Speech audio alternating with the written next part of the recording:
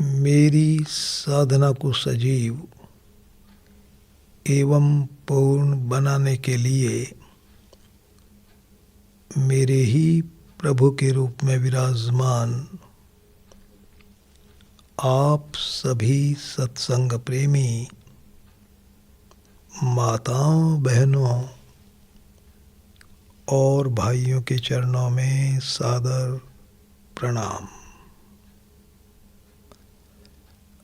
आज का विषय है भगवान प्रेम के भूखे हैं, उनको प्रेम कैसे दें, भाग 8।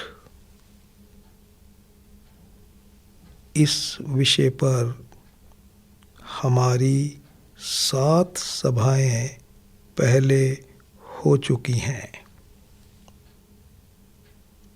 परम श्रद्धेय स्वामी जी महाराज ने भगवान के दर्शन के संबंध में बहुत विचित्र बात सुनाई। उन्होंने कहा कि देखो बेटा, भगवान तुम्हारे सामने हैं, तुम उन्हें पहचान नहीं पा रहे हो। मंदिर में भगवान विराजमान हैं, आँखों से तुम्हें उनका रूप दिखाई दे रहा है। मंदिर के बाहर जो तुम्हारे परिवारजन हैं वो भगवान ही हैं, प्राणी मात्र परमात्मा है। तुम उन्हें भी नहीं पहचान पा रहे हो। यदि तुम्हें भगवान से बातचीत करनी है,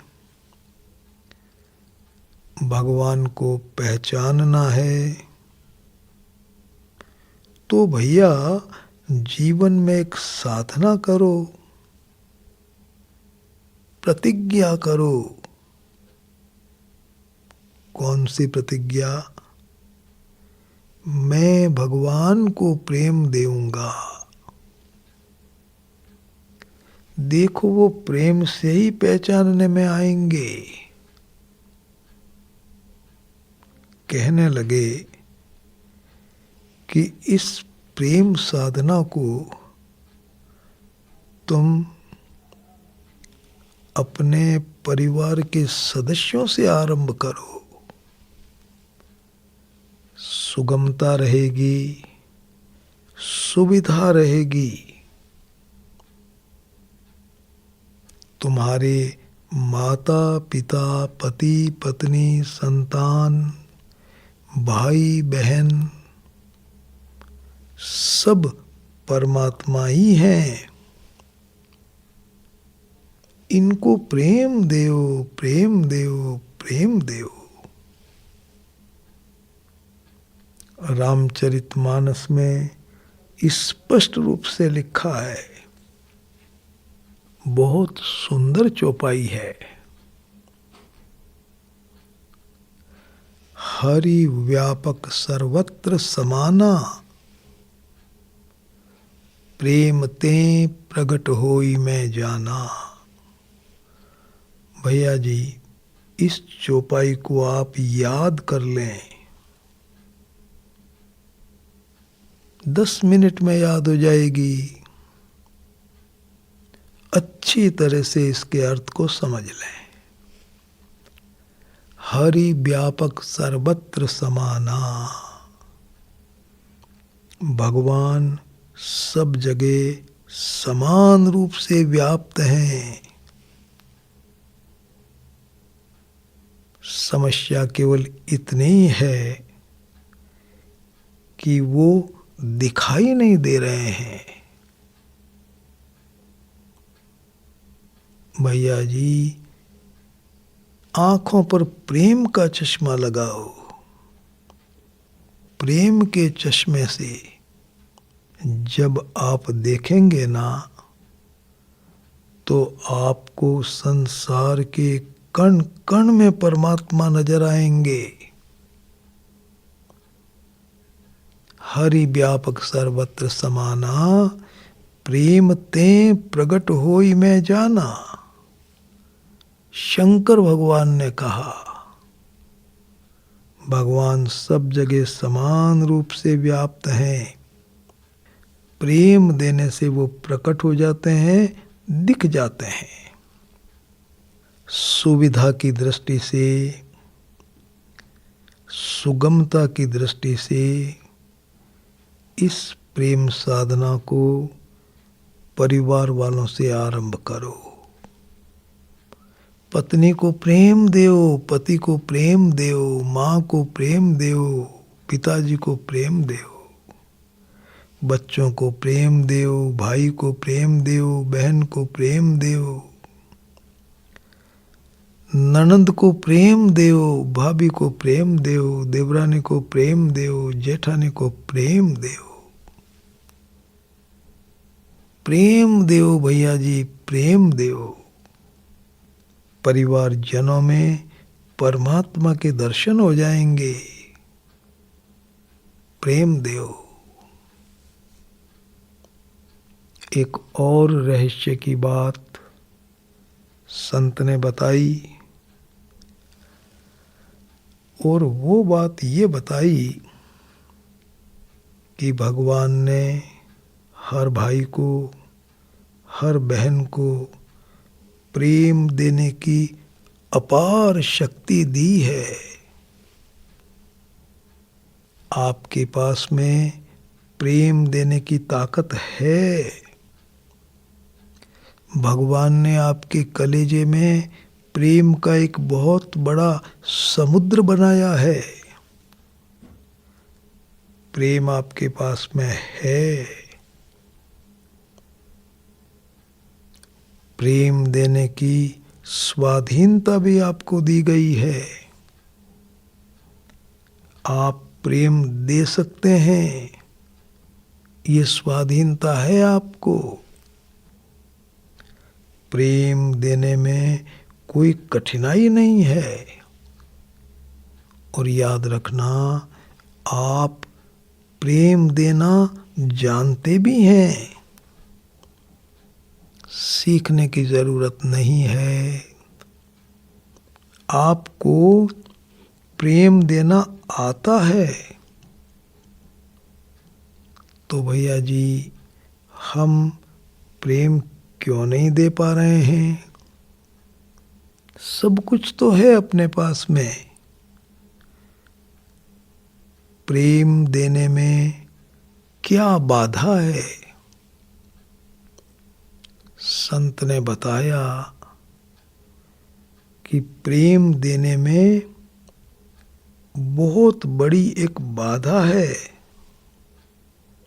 और उस बाधा का नाम है, ध्यान से सुनना, बहुत ध्यान से, इंसान के दो बड़े खतरनाक शत्रु। दो शत्रु हैं भैया जी, बहुत खतरनाक शत्रु हैं दो। पहले शत्रु का नाम है राग, और दूसरे शत्रु का नाम है द्वेष। ये राग और द्वेष दो खतरनाक शत्रु हैं। और ये खतरनाक शत्रु कहाँ रहते हैं? ये शरीर के किसी अंग में नहीं रहते हैं। यदि राग द्वेष आपकी उंगली में रहते, तो आप अपनी उंगली को कटवा कर फेंक देते और राग द्वेष से मुक्त हो जाते। ये राग और द्वेष हृदय में नहीं रहते हैं। बहुत से भाई बहन सोचते हैं कि ये कलेजे में रहते हैं, कलेजे में नहीं रहते। मान लो ये कलेजे में भी रहें तो भैया जी इस हृदय को, इस कलेजे को आप बाहर निकाल करके कहाँ फेंकेंगे? रहते नहीं हैं। वास्तव में ये रहते हैं, बहुत ध्यान से सुनना, शरीर के किसी भी अंग में नहीं, ये आपके विचारों में रहते हैं। इन विचारों का ही दूसरा नाम मन है। ये आपके मन में रहते हैं, विचारों में रहते हैं। तो निवेदन मैं आपसे ये करूं कि राग और द्वेष मन में रहते हैं, विचारों में रहते हैं, आपके चिंतन में रहते हैं, सोच में रहते हैं। और ये राग और द्वेष किन के प्रति होते हैं? राग किन के प्रति होता है और द्वेष किन से होता है? इसका उत्तर है केवल अपने निकट परिवारजनों के प्रति। आपके नजदीक के जो परिवार के सदस्य हैं ना, उनमें ही तो ये राग रहता है और उनसे ही आपका द्वेष होता है। नजदीक के सदस्यों में कौन कौन आएंगे? आपके पति, आपकी पत्नी, आपके बच्चे, आपके माता पिता, आपके भाई बहन, आपके दामाद, आपके पौत्र पौत्रियाँ, दोहिते और दोहित्रियाँ, बस भैया जी, ये आपके परिवार के नजदीक के सदस्य हैं। आपके भाई बहन नजदीक के सदस्य हैं। ये राग और द्वेष केवल इन्हीं के प्रति रहता है। दूर के परिवारजनों के प्रति रहने वाला राग और द्वेष अस्थायी होता है, थोड़े समय के लिए रहता है। लेकिन निकट परिवारजनों के साथ राग और द्वेष का संबंध बहुत लंबे समय तक रहता है, जीवन भर रहता है। तो भैया जी याद रखना,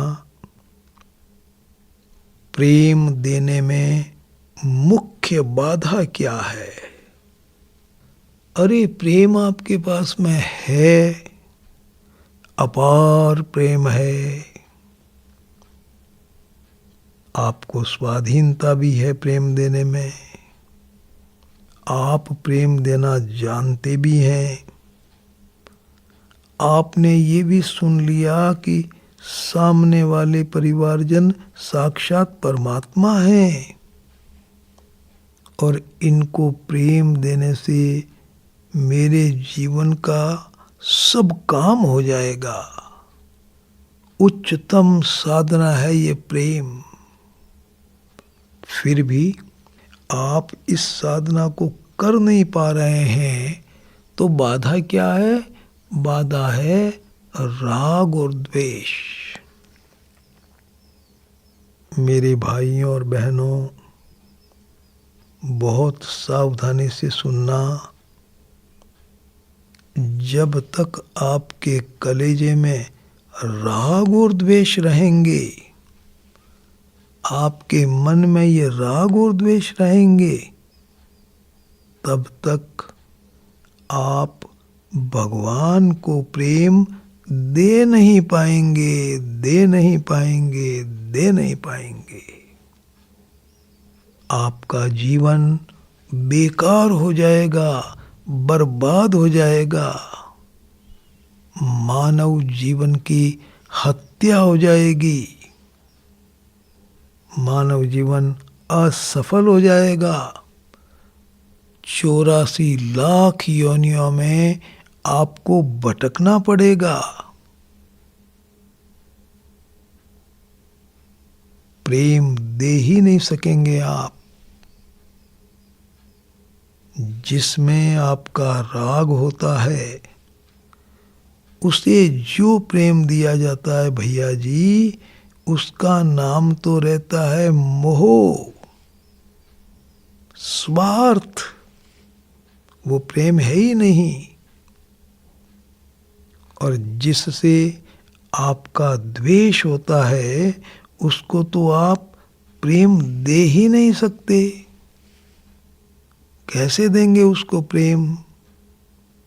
आप उसका मुंह देखना पसंद नहीं करते। प्रेम का प्रश्न ही नहीं है। तो अब हम क्या करें?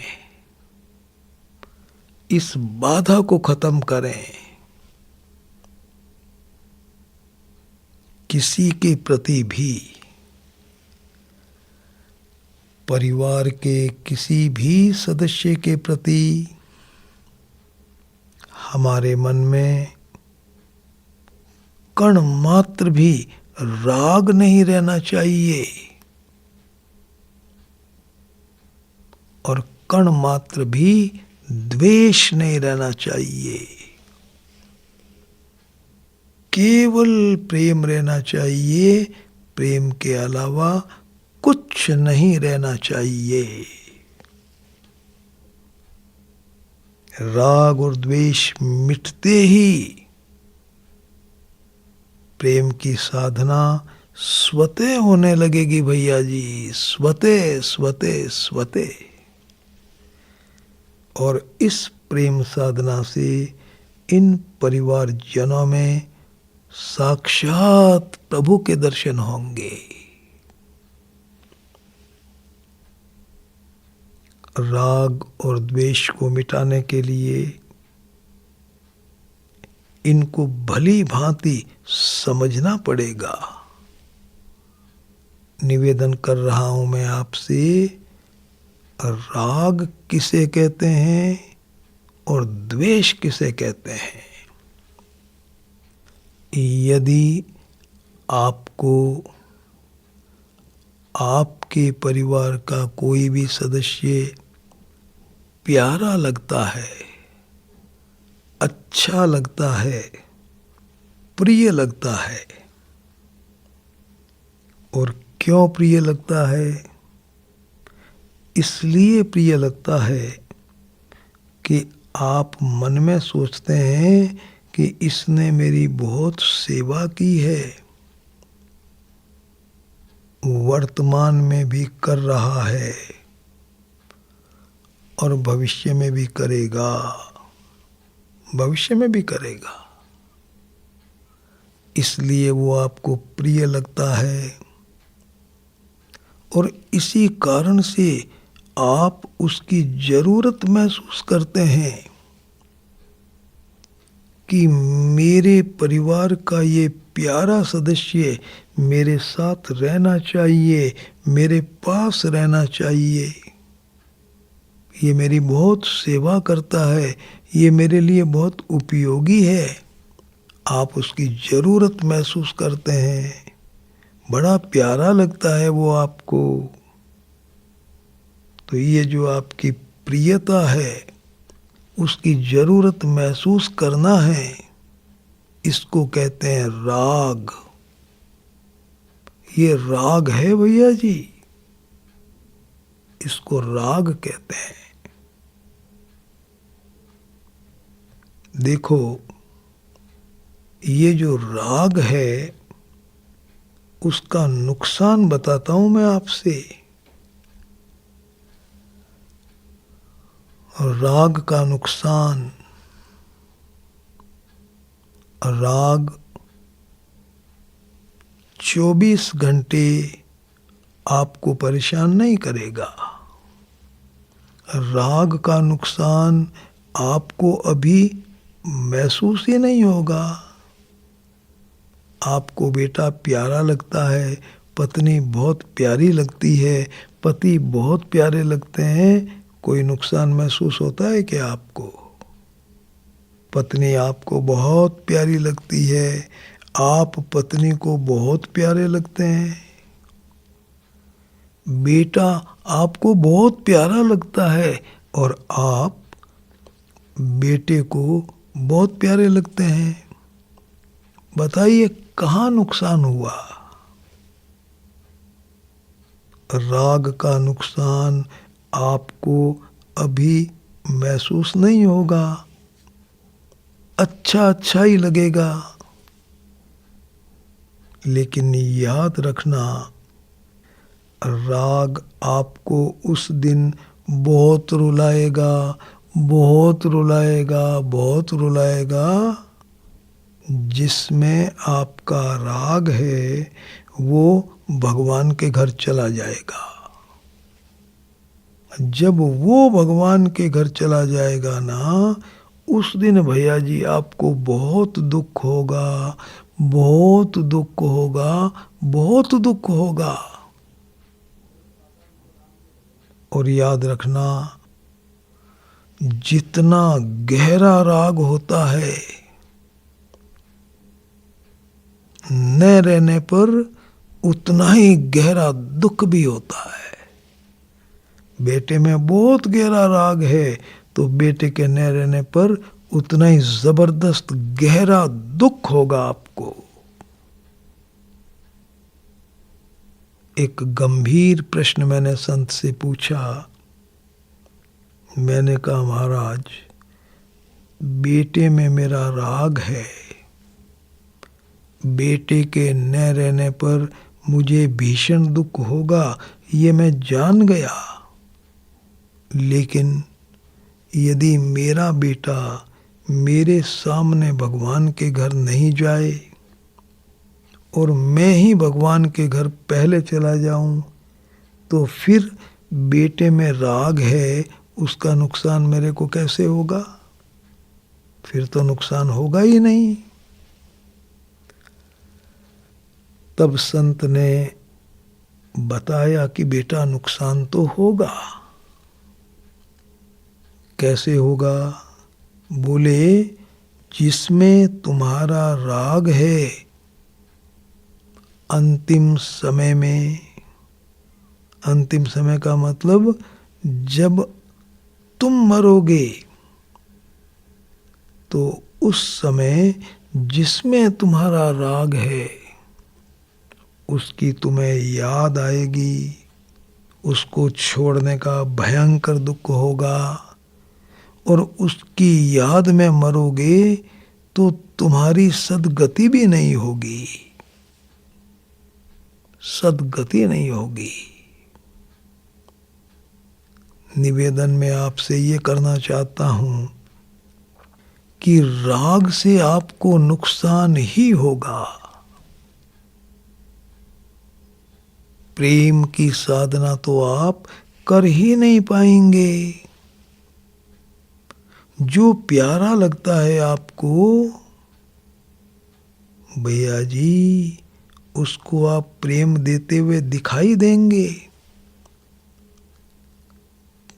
प्राण प्यारे बेटे को आप कितना प्रेम देते हैं, कितनी प्रसन्नता देते हैं, लेकिन यह प्रेम मोह में बदल जाएगा। इसका नाम प्रेम नहीं रहेगा, इसका नाम रहेगा स्वार्थ, स्वार्थ, स्वार्थ। प्रेम नहीं रहेगा। मैंने कहा महाराज बेटा है, वो प्यारा लगे तो राग हो गया, और यदि वो खराब लगता है तो द्वेष हो जाता है। तो फिर ये बेटा कैसा लगना चाहिए? उत्तर दिया बेटा प्यारा लगना चाहिए, खराब तो लगना ही नहीं चाहिए, न बेटा न कोई दूसरा इंसान, कोई खराब नहीं लगना चाहिए। लेकिन तुम्हारे स्वार्थ के कारण यदि तुम्हें बेटा प्यारा लगता है तो इसका नाम राग है। और यदि तुम्हारी भावना यह है कि यह बेटा साक्षात भगवान का स्वरूप है, मेरे प्रभु ही बेटे का भेष बना करके पधारे हैं मेरे परिवार में प्रेम पाने के लिए, मुझे प्रेम देने का सुअवसर प्रदान करने के लिए साक्षात प्रभु पधारे हैं। और मुझे मेरे प्रभु को प्रेम देना है, प्रेम देना है, मेरे जीवन में मेरे प्यारे प्रभु को प्रेम देना है। प्रभु पधार गए इस रूप में, तो इसका नाम राग नहीं रहेगा, इस भावना का नाम रहेगा प्रेम। प्रेम प्रेम, प्रभु पधारे हैं, प्रेम देना है, प्रसन्नता देना है। बात स्पष्ट हो गई महाराज, राग नहीं रहे। अब मैं आपसे बताऊं कि ये द्वेष क्या चीज होती है। द्वेष, क्रोध द्वेष का छोटा रूप है। आपको किसी पे क्रोध आ गया, ये द्वेष का छोटा सा रूप हो गया। क्रोध आया, 3-4 घंटे में खत्म हो गया, आया और चला गया। लेकिन महाराज, जो क्रोध स्थायी बन जाता है, सदैव के लिए आपके कलेजे में जम जाता है, उसका नाम हो जाता है द्वेष। भाई से आपकी लड़ाई हो गई, आपने बोलचाल बंद कर दी, आना जाना बंद कर दिया, आपके कलेजे में भाई के प्रति क्रोध पैदा हो गया। आपने मन में निश्चय कर लिया कि मुझे इस भाई से अब जीवन भर बातचीत नहीं करना है, कभी नहीं बोलना, कभी इसका मुंह नहीं देखना, ये बहुत खराब है, बहुत खराब है, बहुत ज़्यादा खराब है, इसका मुंह नहीं देखना। ये जो भावना आपके कलेजे में है ना, इसका नाम रहेगा द्वेष। याद रखना भैया जी, ध्यान से सुनना। आजकल चारों तरफ द्वेष की आग लग रही है, आग। फरवरी 2005 में परम श्रद्धे स्वामी जी श्री राम सुखदास जी महाराज के सानिध्य में रहने का मुझे सौभाग्य मिला। स्वामी जी के आदेश से गीता भवन में प्रवचन भी हुए।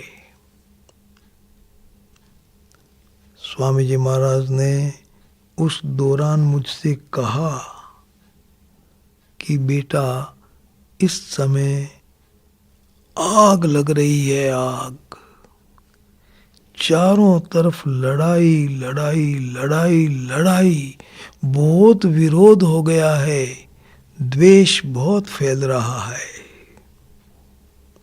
इसलिए यह बात बताओ कि द्वेष खत्म हो, जीवन में प्रेम की साधना आ जाए।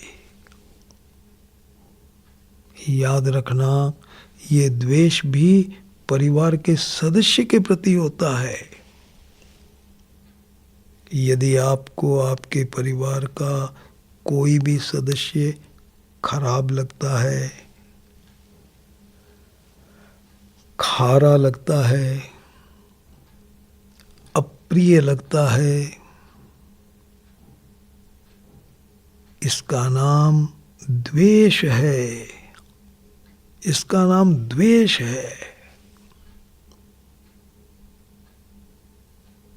ध्यान से सुनना। द्वेष की आग आपको 24 घंटे जलाएगी। आपको पता ही नहीं चलेगा मैं जल रहा हूँ, मैं जल रहा हूँ, पता चलेगा नहीं भैया जी जल जाओगे। द्वेष से आपके परिवार में आग लग जाएगी, आग। संबंध खत्म हो जाएंगे, आग लग जाएगी। ये द्वेष जीवन भर आपको चैन से नहीं रहने देगा। प्रेम की साधना से आप बहुत दूर हो जाएंगे, बहुत दूर हो जाएंगे। यदि द्वेष का भाव लेकर के मृत्यु हो गई तो पिशाच और प्रेत योनि में जाना पड़ेगा। निवेदन किया था मैंने आपको पिछली सभाओं में कि जो इंसान लड़ाई झगड़ा और द्वेष को लेकर के मर जाता है, मरने के बाद वो प्रेत बनता है। प्रेत। इस संबंध में मैंने आपको भाई जी श्री हनुमान प्रसाद जी पोद्दार के जीवन की एक सच्ची घटना भी बताई थी। बंबई में उनको प्रेत मिला। उसने अपनी बातचीत में ये बताया कि द्वेष की आग को लेकर के मरने वाला इंसान मरने के बाद प्रेत बनता है। बड़े खतरनाक हैं ये दोनों शत्रु। प्रेम आप में मौजूद है, लेकिन राग और द्वेष दो बहुत बड़ी बाधाएं हैं प्रेम देने की साधना में। क्या करें? राग द्वेष को मिटाओ और उधर क्या करें? प्रेम की साधना को भी करो। दोनों तरफ जड़ मूल से मिटाओ राग द्वेष को और सजीवता से प्रेम देने की साधना करो। कैसे मिटाएं? परिवार में प्रसन्नता पूर्वक रहने का अमोघ उपाय। इस विषय पर हम लोगों ने लंबी चर्चा की। आप उस चर्चा को अच्छी तरह से सुने। और भैया जी, यदि आप सजग हैं, बुद्धिमान हैं, समझदार हैं, विचारक हैं, तो आपका राग द्वेष अब भी मिट सकता है। अभी अभी 1 सेकंड में। आप कहेंगे कैसे? यदि आप इस बात को ठीक से समझ लें कि मेरे परिवार का कोई भी सदस्य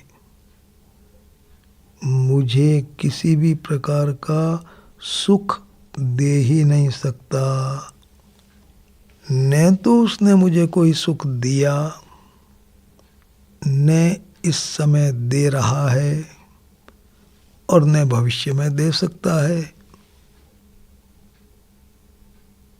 भैया जी, राग खत्म हो जाएगा आपका, खत्म। मेरे शरीर को जो भी सुख सुविधाएं मिल रही है वो मिल रही है प्रारब्ध से। परिवार के सदस्य तो केवल पोस्टमैन हैं, माध्यम हैं, सुख सुविधाएं देने वाले नहीं हैं। देने वाले हैं परमात्मा, माध्यम है परिवार के सदस्य। भैया जी, इस बात को ठीक से समझ लिया जाए, राग खत्म हो जाता है। आपको जो सुख महसूस होता है बेटे के संयोग से, पत्नी के संयोग से, पति के संयोग से, परिवारजनों के संयोग से, वस्तुओं के संयोग से, भैया जी सच्ची बात यह है कि वो सुख परिवार के सदस्य नहीं देते हैं। किसी वस्तु से आपको सुख नहीं मिलता है, सुख महसूस होता है कामना पूरी होने से, मन की बात पूरी होने से सुख मिलता है। भैया जी, कोई दूसरा नहीं देता है। समझ लो जल्दी से जल्दी इस बात को, अब भी राग मिट जाएगा, अब भी राग मिट जाएगा। यदि आप इस बात को ठीक से समझ लेंगे कि आज तक मुझे मेरे परिवार के किसी भी सदस्य ने किसी भी प्रकार का दुख नहीं दिया, नहीं दिया, न वह इस समय दुख दे रहा है और न भविष्य में वो मुझे दुख दे सकता है। न तो किसी ने मुझे दुख दिया, न दे रहा है, न दे सकता है। इस बात को आप समझ लें। दुख दिया ही नहीं, दे रहा नहीं, दे सकता नहीं। मेरे जीवन में जितना भी दुख मुझे महसूस हुआ है, आया है, वो महसूस हुआ है 11 कारणों से। 11 कारण हैं भैया जी आपके दुख के। सब कुछ मैंने आपको बता दिया पिछली सभाओं में। 11 कारण मैं आपको फिर गिना देता हूं। आपके जीवन में जितना भी दुख आता है वो कोई दूसरा आपको नहीं देता। 11 कारणों में से कोई कारण बनता है, तब आपको जीवन में दुख महसूस होता है भैया जी। पहला कारण है आपके कर्म, कर्मों से दुख आता है। दूसरा है आपका भाग्य, तीसरा है आपका प्रारब्ध, चौथा है भगवान, पांचवा है भगवान का विधान, छठा है होनहार, सातवां है देवदोष और पितृदोष, आठवां है आपका खराब समय, नौवां है आपके नकारात्मक विचार, 10वां है आपके जीवन में परमात्मा का कच्चा विश्वास, और अंतिम 11वां है आपकी अपनी खुद की भूल, जिसका नाम है कामना। इन 11 कारणों से आपके जीवन में दुख आया था, अभी है और भविष्य में आएगा। 11 कारण हैं आपके दुख के। तो यदि आप इस बात को समझ लें कि मुझे आज तक किसी ने किसी भी प्रकार का कोई दुख नहीं दिया, दे रहा नहीं, दे सकता नहीं। अरे भैया जी, द्वेष खत्म हो गया, 1 सेकंड में द्वेष खत्म हो गया। जीवन में दुख महसूस होता है कामना पूरी नहीं होने से, मन की बात पूरी नहीं होने से दुख होता है, कोई दूसरा आपको दुख देता नहीं है। रामचरितमानस की इस चौपाई को बहुत अच्छी तरह से समझ लो। काहू ने को सुख दुख कर दाता, निज कृत कर्म भोग सब ब्राता। निज कृत कर्म भोग सब ब्राता। कोई किसी को सुख दुख देने वाला नहीं है, ये सब अपने ही कर्मों का भोग है, कर्मों का परिणाम है। सुनहु भरत भावी प्रबल, बिलखि कहूँ मुनिनाथ। हानि लाभ जीवन मरण, जस अपजस विधि हाथ। इस दोहे को आप समझ लो ठीक तरह से। 6 बातें भगवान ने अपने हाथ में रखी है। हानि लाभ जीवन मरण, जस अपजस विधि हाथ। तो भैया जी, यदि आप समझदार हैं, विचारक हैं, प्रभु विश्वासी हैं, और देखो आप में समझ है, काम में ले उसको, आदर करो उसका, निर्णय ले लो, किसी ने मुझे दुख नहीं दिया, द्वेष खत्म। किसी ने मुझे सुख नहीं दिया, राग खत्म। राग और द्वेष आपने मिटा दिया, बाधा को खत्म कर दिया। इसके बाद में भैया जी, प्रेम देने में आपको कण मात्र भी कठिनाई नहीं होगी। आज का हमारा जो विषय है वो है पूजा के कमरे के बाहर जो भगवान हैं, ये परिवार के सदस्य, इनको हम प्रेम कैसे देवें। तो भैया जी, इनके प्रति जो आपके कलेजे में राग और द्वेष है, इसको मिटा दो, प्रेम स्वतः देना हो जाएगा, स्वतः। इसके पहले मैं आपको एक बात और निवेदन करूं, थोड़ी सी बच गई वो। देखो, पूजा के कमरे में भगवान को प्रेम देने की बात विस्तार से मैंने आपको बता दी, थोड़ी सी बच गई। पूजा के कमरे के बाहर आ जाओ, और दिन भर जो आप करेंगे ना, उसके द्वारा भी पूजा घर के भीतर वाले भगवान को भैया जी प्रेम मिलेगा। कैसे मिलेगा? पूजा के कमरे के बाहर आ गए, अब दिन भर आप जितना काम करें, शरीर का काम करेंगे, घर का काम करेंगे, परिवार का काम करेंगे, नौकरी और व्यापार का काम करेंगे,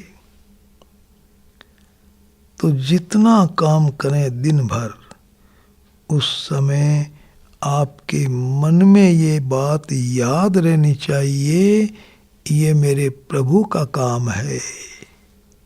स्मृति रहनी चाहिए, मेरे प्रभु का काम है,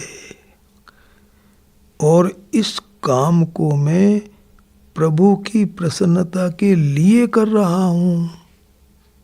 मेरे प्रभु का काम है और प्रभु की प्रसन्नता के लिए कर रहा हूँ मैं ये काम, और मुझे इस काम को करने के बदले में परमात्मा से कुछ लेना नहीं है। तो भैया जी, हर काम जो आप करेंगे ना, उससे भगवान को बहुत प्रसन्नता होगी, बहुत प्रेम मिलेगा। बूट पॉलिश कर रहे हैं आप और मन में आपके है मेरे प्रभु का काम है, ये उनकी दी हुई चीज है, मैं इसके पॉलिश करूंगा तो मेरे प्रभु बहुत प्रसन्न होंगे और मुझे प्रभु से कुछ लेना नहीं है। महाराज, बूट पॉलिश करने से भगवान बहुत राजी होंगे, बहुत राजी होंगे, बहुत राजी होंगे। शरीर का आप जितना भी काम करें, मन में सोचें उस समय कि ये शरीर प्रभु का मेहमान है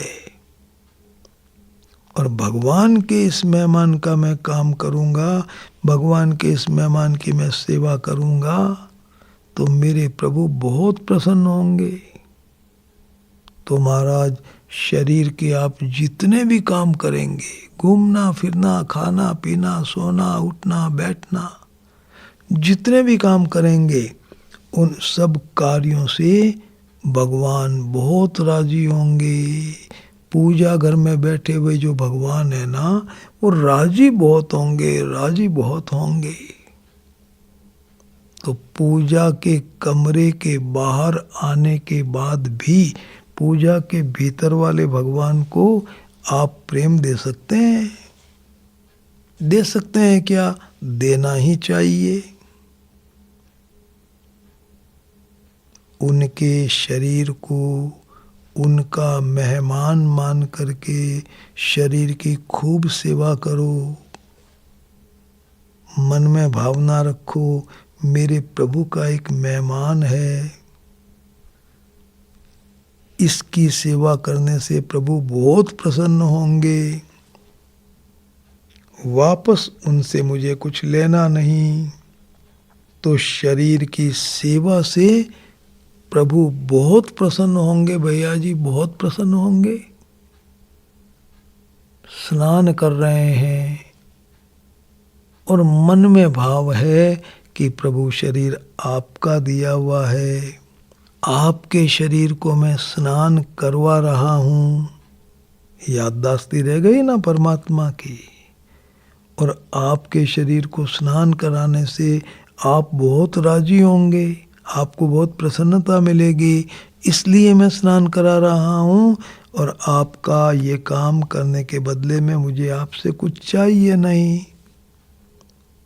ये भाव यदि आपने रख लिया, हो गई, भगवान के प्रेम की साधना हो गई। निवेदन मैं आपसे ये करना चाहता हूँ कि पूजा घर के बाहर आप जो काम करें, चाहे वो शरीर का काम है, परिवार का काम है, नौकरी का काम है, व्यापार का काम है, उस काम को करते समय ये बात याद रहनी चाहिए, ये मेरे प्रभु का काम है। मैं अपने प्रभु की प्रसन्नता के लिए इसको कर रहा हूँ और मुझे उन प्रभु से कुछ लेना नहीं है। महाराज, वो काम परमात्मा को प्रेम देने की साधना बन गया। स्मृति रहनी चाहिए, उद्देश्य रहना चाहिए प्रभु की प्रसन्नता, और अचाह किसी प्रकार की चाह नहीं। बस भैया जी, इतना ही निवेदन करना था मुझे। पूजा घर के भीतर वाले भगवान को प्रेम देना हो गया। पूजा घर में बैठ के आपने प्रेम दे दिया और पूजा घर से बाहर आने के बाद भी आपने प्रेम दे दिया। अब मैं आपसे बताऊं कि पूजा घर के बाहर जो भगवान हैं, उनको प्रेम कैसे देवें। वैसे तो सारा जगत परमात्मा है। आपको ये प्रेम साधना शुरू करनी है अपने परिवार के सदस्यों से। कैसे करेंगे? एक बात मैं आपसे और बता दूं, याद आ गई मुझे, स्वामी जी ने बताया कि आप पूरे संसार को प्रेम दे सकते हैं घर में बैठ कर के। पूरे संसार को, प्राणी मात्र को घर में बैठ के प्रेम दे सकते हैं। कुछ नहीं करना उसमें, बड़ा रहस्य है इसमें। कैसे दे में? हाथ में गंगा जल लेकर के यदि आप ये प्रतिज्ञा कर लें कि इस क्षण के बाद मैं किसी के साथ किसी भी प्रकार की बुराई कभी नहीं करूँगा, किसी भी प्रलोभन से बुराई नहीं करूँगा, किसी भी भय से बुराई नहीं करूँगा। बुराई रहित हो जाएं आप सर्वांश में सदैव के लिए। यदि आप बुराई रहित हो गए, भैया जी भगवत प्रेम की साधना हो गई। आपने पूरे ब्रह्मांड को प्रेम दे दिया। संसार नहीं, पूरे ब्रह्मांड को प्रेम दे दिया आपने। कैसे दे दिया? केवल बुराई का त्याग करके। बुराई न करना ईश्वर प्रेम की बहुत बड़ी साधना है, बहुत बड़ी साधना है। 3 प्रकार की बुराइयां संत ने बताई। मन मन में किसी को बुरा समझना बुराई है। मन मन में किसी का बुरा सोचना ये भी बुराई है। और किसी का बुरा कर डालना ये भी बुराई है। बुरा समझना सबसे बड़ी बुराई, बुरा सोचना उससे छोटी बुराई, और बुरा कर देना सबसे छोटी बुराई। भैया जी जीवन में किसी भी प्रकार की बुराई न रखना, ये हो गया पूरे ब्रह्मांड को प्रेम देने की साधना। पूरे समाज को प्रेम दे दिया आपने, पूरे संसार को प्रेम दे दिया बुराई रहित होकर के।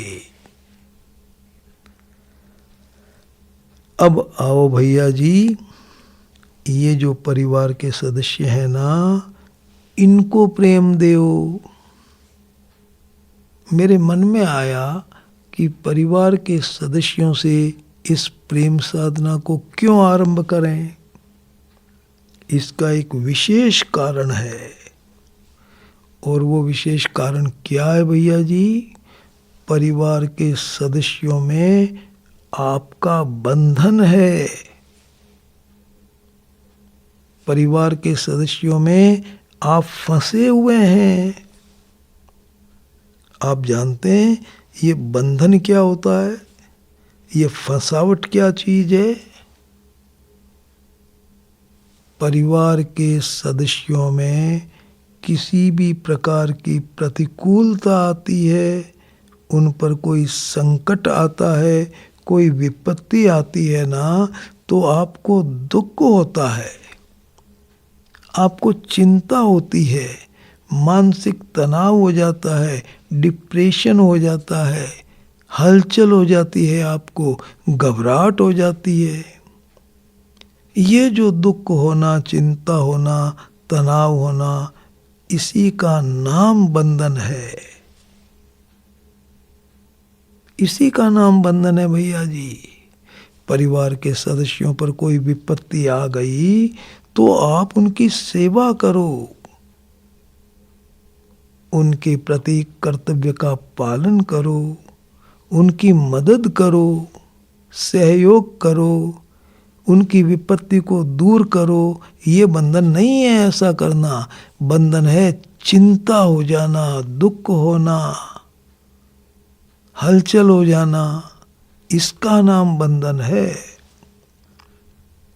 ये बंधन केवल परिवार के सदस्यों में होता है, अन्य किसी में भी नहीं। जीवन भर चिंता में रहोगे, बंधन में रहोगे, और यदि इस बंधन को लेकर के आपकी मौत हो गई तो महाराज सद्गति भी नहीं होगी। जिनमें आपका बंधन है, मरते समय उनकी याद आएगी, और उनकी याद में यदि मृत्यु हो गई तो सद्गति नहीं होगी।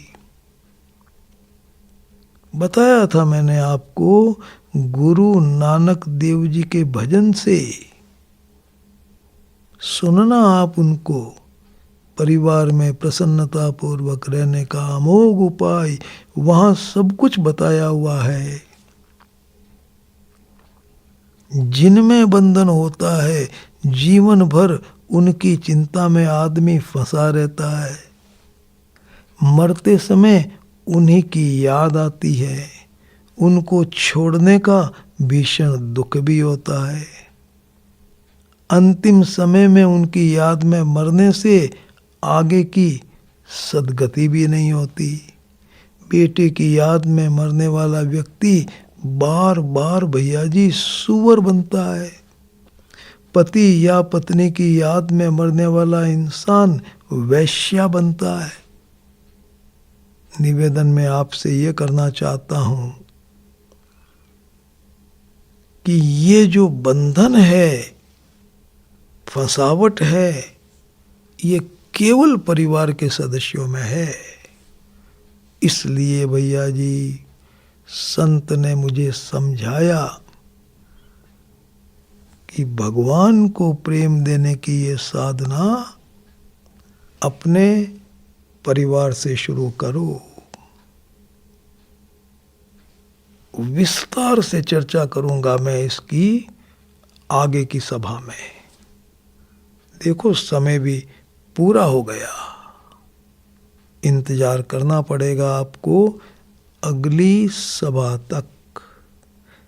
अगली सभा का आरंभ हम यहीं से करेंगे, परिवार के सदस्यों के रूप में जो प्रभु हमारे सामने हैं, उनको प्रेम कैसे दें, कैसे दें, कैसे दें।